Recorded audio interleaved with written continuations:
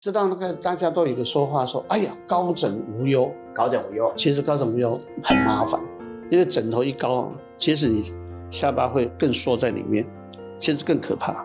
它的角度就会过大过小，所以会呼吸中止。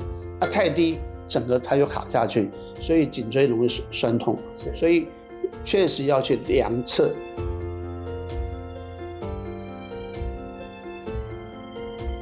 Hello， 医师帮帮我，我是睡眠博士吴清平教授。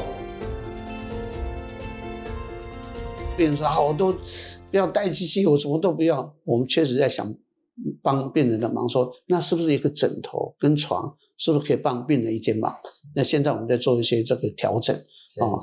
那我常跟人家讲说，枕头那个我们买鞋子都要量尺寸，枕头一定要量。知道那个大家都有一个说法说，哎呀，高枕无忧，高枕无忧。其实高枕无忧很麻烦，因为枕头一高，其实你下巴会更缩在里面，其实更可怕。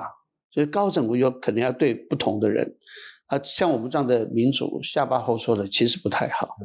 呼吸一定是呼吸道要通畅，真正呼吸道通畅是怎么样？像我们早上起来想吸一个新鲜的空气，我们一定这样吸，因为这样子咽跟喉它才同一条轴线。所以我们每次给病人插管，我们都会找一个姿势叫 sleep position， 就早上起来呼吸新凉口，有没有看到下巴往上，这个头有点往后，有点这样撑起来，这时候呼吸道最通畅。但是这个有麻烦什么？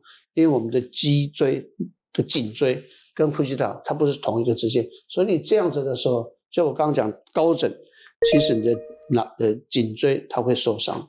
所以我是觉得说，那个枕头它有一定的幅度、一定的角度，要看看你的脖子，跟你这个脖子的厚度，还有枕骨的大小不同，最好有个姿势这样撑着，这样撑着其实呼吸会最舒服。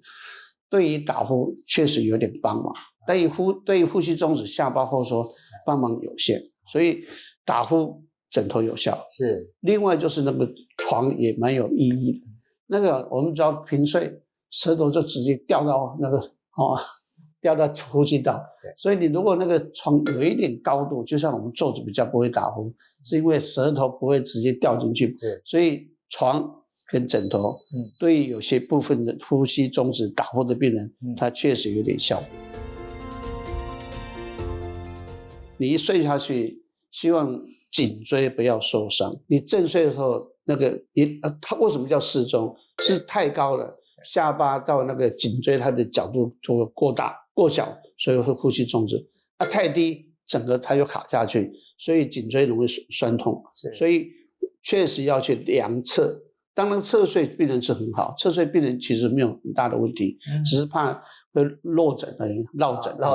那个高度可能大家稍微量一量比较好。我们确实把那个枕头的高度用量测的方式把它分成五类病人可以去试一试，这样会比较安全。如果只是鼾声可能还好，但是一般老百姓不知道，因为我们最怕是鼾声产生缺氧跟呼吸中止。所以那个一般的太太都说，哇，30秒50秒都没有呼吸，怕他死的时候他会戳他。其实是对的，但是需不需要了？一般是不需要，除非他有喝酒。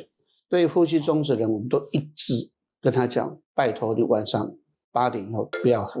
你为什么会突然醒过来？是脑电波很灵敏，你打呼、呼吸中止、缺氧，他会叫你不要睡，不要睡，不要睡。那你睡得太沉，叫不起来。所以我们都劝人家晚上真的呼吸中止的不要喝酒，喝酒有时候很危险。